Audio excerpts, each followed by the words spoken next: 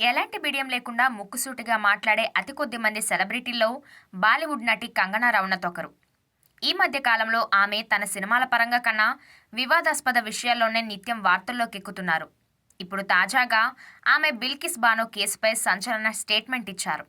2002 గుజరాత్ అల్లర్ల సమయంలో బిల్కిస్ బానో కుటుంబ సభ్యుల్ని నిందితులు చంపేసి గర్భంతో ఉన్న ఆమెపై సామూహిక అత్యాచారానికి పాల్పడిన కేసులో 11 మంది నిందితులకు సిబిఐ ప్రత్యేక కోర్టు 2008 జనవరి 21వ తేదీన జీవిత ఖైదు విధించింది.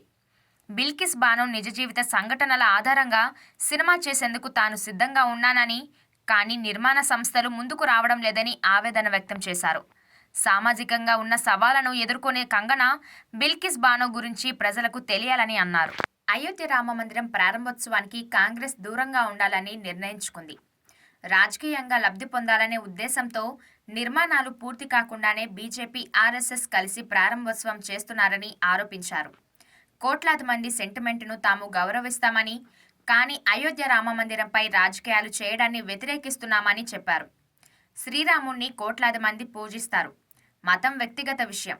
కానీ ఆర్ఎస్ఎస్, బీజేపీ అయోధ్య రామమందిరాన్ని రాజకీయ ప్రాజెక్టుగా చేశారని, నిర్మాణం కాకుండానే హడావిడి ప్రారంభం రాజకీయ దురుద్దేశమని కాంగ్రెస్ వ్యాఖ్యానించింది. జగన్ ప్రభుత్వం నిరుద్యోగులకు జాబ్ క్యాలెండర్ను ఇవ్వకుండా మోసం చేసిందని తెలుగు యువత రాష్ట్ర కార్యనిర్వాహక కార్యదర్శి పూల రామచంద్రరావు, కైకలూరు నియోజకవర్గ అధ్యక్షుడు దావు నాగరాజ్ అన్నారు.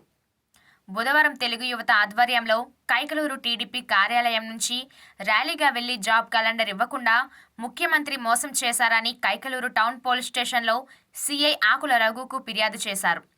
మాట ఇచ్చి మోసం చేసినందుకు సీఎంపై కేసు నమోదు చేయాలని కోరారు. రాష్ట్రంలో నిరుద్యోగం 6.5% పెరిగిందని, వాలంటీర్ ఉద్యోగాలు ఇచ్చి ప్రభుత్వ ఉద్యోగాలు ఇచ్చినట్లుగా తన సొంత పత్రికలో కోట్లాది రూపాయల ప్రకటనలు ఇచ్చి ప్రజాధనాన్ని దోపిడీ చేస్తుందన్నారు. టీడీపీ మండల అధ్యక్షుడు పెన్మెత్స త్రినాథరాజు, పలువురు పార్టీ నాయకులు ఈ కార్యక్రమంలో పాల్గొన్నారు. చంద్రబాబు తనను మోసం చేశాడని, తనను తెలుగుదేశం నాయకులు తిట్టినా చంద్రబాబు మాట్లాడలేదని, లోకేష్ తన పట్ల రాజకీయ కుయుక్తులు చేశాడని విజయవాడ ఎంపీ కేశినేని నాని విమర్శలు చేశారు.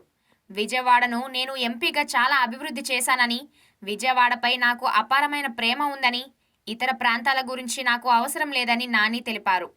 గౌరవం లేని చోట నేను ఇమడలేనని, నిరుపేదల పక్షపాతి అయిన వైఎస్ జగన్మోహన్ రెడ్డి అంటే నాకు చాలా ఇష్టమంటూ, రాష్ట్రాన్ని అభివృద్ధి చేయగల సామర్థ్యం జగన్ గారికే ఉందని, అందుకే వైసీపీలో చేరుతున్నానని నాని అన్నారు. విజయవాడలో 60% తెలుగుదేశాన్ని ఖాళీ చేస్తానని మీడియాతో పలికారు. నాకు సీటు ఇచ్చినా ఇవ్వకపోయినా పర్లేదని జగన్ ఆధ్వర్యంలో వైసీపీ కండువా కప్పుకున్నారు. విజయవాడ ఎంపీ కేశినేని నాని తన ట్రావెల్స్ వ్యాపారంలో నష్టం రావడం వల్లే ఆస్తులు అమ్ముకున్నారని మాజీ మంత్రి దేవినేని ఉమామహేశ్వరరావు మీడియాతో అన్నారు. ఎంపీ నాని తన వ్యాపారంలో వచ్చిన నష్టాల నుంచి బయటపడటానికి ఆస్తులు అమ్ముకున్నారని, పార్టీ కోసం కాదని తెలిపారు. నిన్న మొన్నటి వరకు జగన్ రెడ్డి దుర్మార్గుడులా కనిపించిన నానికి ఇప్పుడు సత్పురుషుడుగా ఎలా కనిపిస్తున్నాడని ప్రశ్నించారు. అమరావతి రైతులను కించపరచడం దారుణమని మండిపడ్డారు. జగన్ రెడ్డి కళ్లల్లో ఆనందం కోసం ఎంపీ కేశినేని నాని చంద్రబాబు, లోకేష్లపై విమర్శలు చేస్తున్నారని, ఎంపీ ఏకపక్షంగా తన కుమార్తెను విజయవాడ మేయర్ అభ్యర్థినిగా ప్రకటించుకున్నా ఆయనకు 2 సార్లు ఎంపీ సీటు ఇచ్చినా టీడీపీ నాయకులు ఏమీ అనలేదన్నారు. చంద్రబాబు మోసం చేసేవాడైతే సీటు ఎందుకిస్తారని ప్రశ్నించారు. కేశినేని నాని వైసీపీ ఎమ్మెల్యేలతో కుమ్మక్కై అహంకారంతో మాట్లాడినా చంద్రబాబుపై ఉన్న గౌరవంతో మేమంతా సర్దుకుపోయామన్నారు. 2008లో జరిగిన ముంబై దాడులు భారత్ను వణికించాయి. పాకిస్తాన్ నుంచి వచ్చిన తీవ్రవాదులు గుజరాత్ తీరంలో బోటు ద్వారా దేశంలోకి ప్రవేశించి దేశ ఆర్థిక రాజధానిపై అనూహ్య దాడులకు దిగారు. ఈ దాడుల్లో వందలాది మంది భారత పౌరులు చనిపోయారు. వేలాది మంది గాయాల పాలయ్యారు. ఈ కేసులో పాకిస్తాన్ ఉగ్రవాది కసబ్కు ఉరిశిక్ష విధించిన కీలక సూత్రధారి హఫీజ్ సయీద్ను పట్టుకోలేకపోయారు. పాకిస్తాన్లోనే ఉంటూ ముంబై దాడులకు కుట్ర చేసిన హఫీజ్ సయీద్ను భారత్ మోస్ట్ వాంటెడ్గా ప్రకటిస్తే అగ్రరాజ్యాలతో సహా ఐక్యరాజ్య సమితి కూడా సపోర్ట్ చేసింది. అయితే 7 వేర్వేరు ఉగ్రవాద ఘటనలకు నిధులు సమకూర్చిన ఆరోపణలు ఎదుర్కొంటున్న సయీద్కు మొత్తంగా పాకిస్తాన్ కోర్టులు 78 ఏళ్లు జైలు శిక్ష విధించినట్లు తెలుస్తోంది. తెలంగాణ కొత్త ప్రభుత్వం నిరుద్యోగులకు గుడ్ న్యూస్ చెప్పడానికి రెడీ అవుతోంది. ప్రజా సంక్షేమంతో పాటు నిరుద్యోగుల సమస్యలపై కీలక నిర్ణయాలు తీసుకుంటున్నారు. గత ప్రభుత్వ హయాంలో రాష్ట్రంలోని నిరుద్యోగులు తీవ్రంగా నష్టపోయారని చెప్పిన సీఎం రేవంత్ రెడ్డి ఇకపై ఇలా జరగకుండా టీఎస్పీఎస్సీ ప్రక్షాళనకు కాంగ్రెస్ ప్రభుత్వం కట్టుబడి ఉందని స్పష్టం చేశారు. తమ పాలనలో నిరుద్యోగులకు న్యాయం జరుగుతుందని సీఎం అన్నారు. ఎన్నికల్లో హామీ ఇచ్చినట్లుగా 2 లక్షల ప్రభుత్వ ఉద్యోగాల భర్తీకి తమ ప్రభుత్వం కట్టుబడి ఉందని సీఎం రేవంత్ చెప్పారు. తెలంగాణలో నిరుద్యోగులకు మంచి రోజులు వచ్చాయని, ఉద్యోగాల భర్తీ దిశగా వేగంగా అడుగులేస్తున్నామని, త్వరలోనే జాబ్ క్యాలెండర్ రిలీజ్ చేసేలా ప్లాన్ చేస్తున్నట్లు ప్రకటించారు. మనం మనసును కదిలించే ఎన్నో కథనాలు చదివి ఉంటాం. వారి బాధలు గాథలు చూసి మనం కూడా కన్నీరు కారుస్తుంటాం.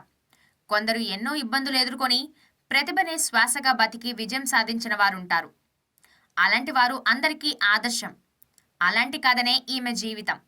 ఈమె పేరు గంగమ్మ. ఒక్క వీడియో ఈమె జీవితాన్ని మార్చింది. పాటనే నమ్ముకొని పాటనే ప్రాణంగా భావిస్తున్న ఈమె నేటి యువతకు ప్రేరణ.